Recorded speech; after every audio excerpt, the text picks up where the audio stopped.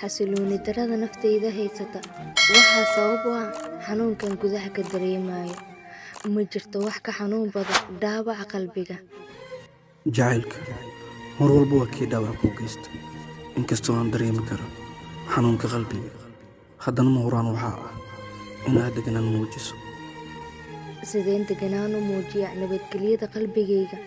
gacantaada ayay ku jirtaa deganaanna waxaan waaye markaan adiga ku jeclaaday jacaylka ayaan la aaminsanayn adigana iska ilow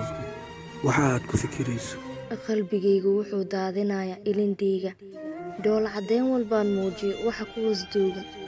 kumanaan sababaan ku ilimeyn karo barashadeeni koowaad waxaan noqday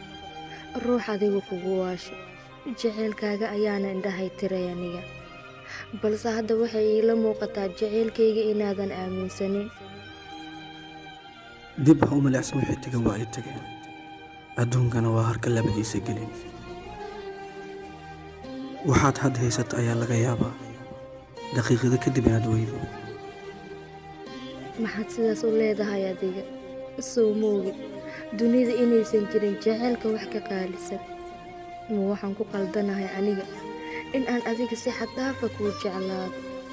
qalbigayga doqonka ah daacadnimadiisa ma waxaad uga awaalgudaysaa khiyaano aan dhammaad lahayn ilinteeda awood farxadeed miyaad ka heshaa aniga dhaawacayga wuu danqanaya waana xanuunsanaya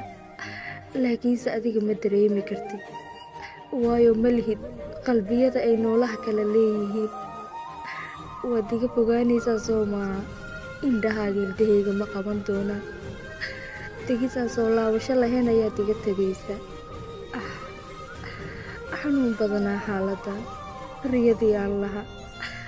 riyadii aan lahaa horteeda ayay ku burburaysaa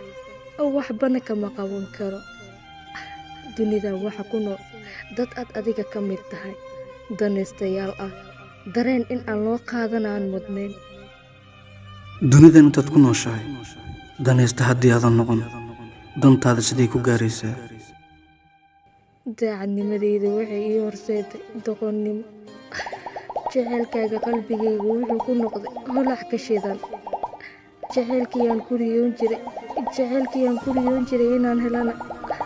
wuxuu noqday jacaylkii guulaysan waaye